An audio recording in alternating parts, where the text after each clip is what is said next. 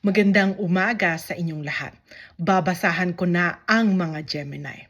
Shout out na sa lahat ng mga Gemini.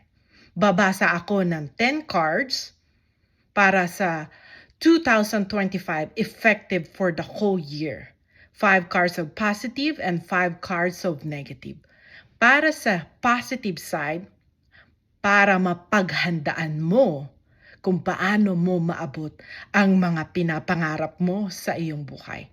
At sa negative side, kung ano ang dapat mong gawin para hindi mangyari ang negative. Sa unang baraha para sa negative side, the devil. Susubukin ng devil na sirain ang iyong buhay pag-ibig. Susubukin ng devil na sirain ang iyong buong pagkatao. Kailangan mo nang magdasal ng Psalm 91 in God's protection. Tanging Panginoong Diyos lang ang makakabigay ng proteksyon sa iyong buhay, pag-ibig at sa iyong buong pagkatao. Pangalawang baraha sa negative. The Fool. Isa kang mangangarap, isa kang daydreamer.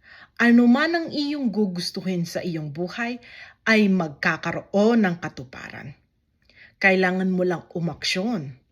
Kailangan mo lang paghirapan na abutin lahat ng iyong pinapangarap. Dahil kung wala kang gagawing aksyon, hindi mo maaabot ang mga pinapangarap mo sa iyong buhay. At pangatlong baraha sa negative side. Kailangan mong pag-aralan ang pagiging down to earth o pagiging sincere sa iyong kapwa. Meron kang isang kahilingan na bibigyan ng katuparan ng ating Panginoong Diyos. Ang kahilingan na ito ay hindi materyal na bagay. Ito ang kukumpleto ng iyong buong pagkatao. At pangapat,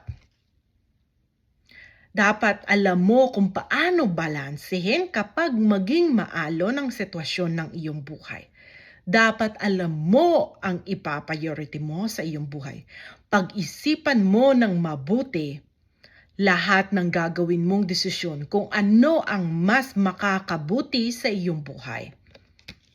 At sa panghuling baraha, marami na ang nawala na magagandang opportunity sa iyo dahil tinalikuran mo ang magagandang opportunity dahil sa kalungkutan at kabiguan na nangyari sa iyong buhay.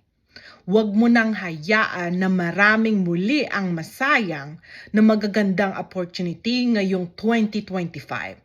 Kaya lumaban ka ng buong tapang sa iyong buhay. Baguhin mo na ang sistema ng iyong buhay. Lumaban ka para hindi na muli masayang ang magagandang opportunity mo sa iyong buhay. Kaya sinasabi dito, kailangan mong pag-isipan ng mabuti kung ano ang mas importante sa iyong buhay kapag maging maalon ang sitwasyon ng iyong buhay.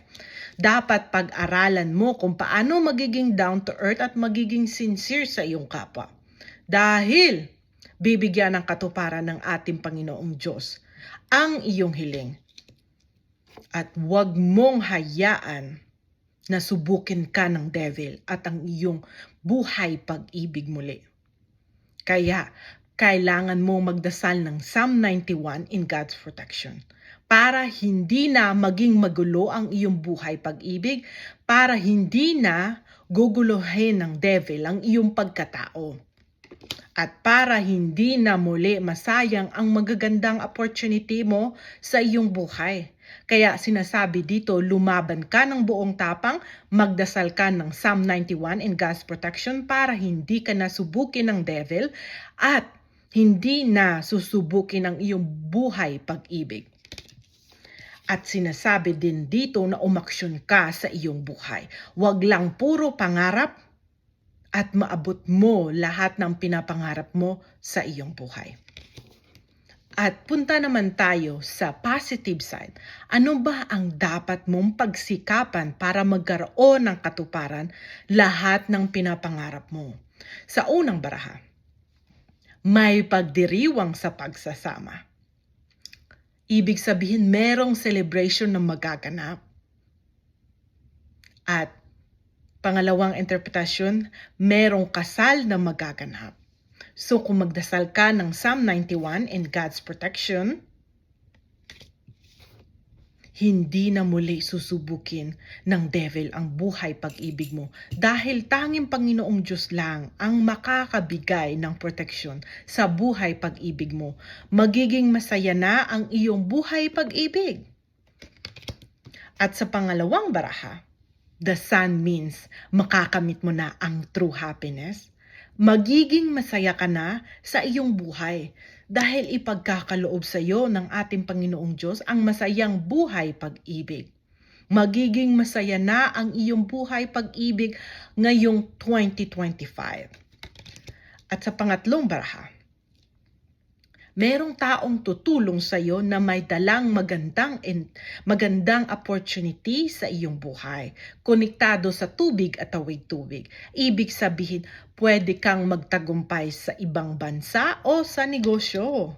At sa pangapat na baraha, Wheel of Fortune ngayong 2025. Makakamit mo na ang good fortune sa iyong buhay. Magiging masaya ka na sa iyong buhay pag-ibig, makakamit mo na ang masayang buhay dahil maganda na ang buhay pag-ibig mo at papasok ang magagandang opportunity sa iyo dahil merong taong tutulong sa iyo para makamit mo ang pinapangarap mo. At papasok ang good fortune sa iyong buhay. At sa panghuling baraha, kita mo Knight of Cups. Maraming tao ang darating sa iyong buhay ngayong 2025 na may magandang intensyon sa iyo at tutulungan kang makamit mo ang magagandang opportunity mo sa iyong buhay. Ito ay tumutukoy din ulit sa konektado sa tubig at tawid tubig. Ibig sabihin, marami ang taong tutulong sa iyo na darating sa iyong buhay ngayong 2025 para makamit mo ang magagandang opportunity sa ibang bansa o sa negosyo.